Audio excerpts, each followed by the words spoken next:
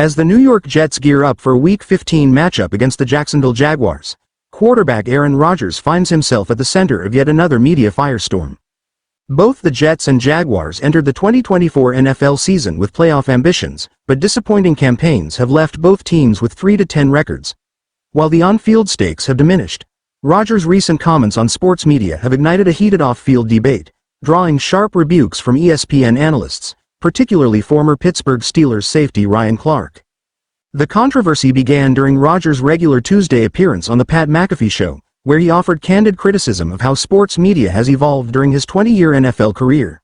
Reflecting on changes in coverage, Rodgers lamented the shift from highlight-focused programming to opinion-driven talk shows, accusing pundits of chasing relevance with asinine takes. Rodgers critiques sports media during his conversation with McAfee and former Packers teammate A.J. Hawk. Rodgers shared his perspective on the current state of sports coverage, contrasting it with the SportsCenter of his youth. Back then, those guys made highlights so much fun, and that's what they focused on, Rodgers said. Now it's all talk shows with people whose opinions are so important now, and they believe they're the celebrities. Rodgers further argued that many of these analysts, some of whom had unremarkable playing careers, rely on inflammatory opinions to maintain their relevance. He contended that this phenomenon was non-existent in the late 2000s and early 2010s.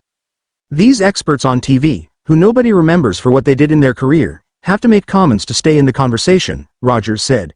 Many of these takes are unfounded or asinine.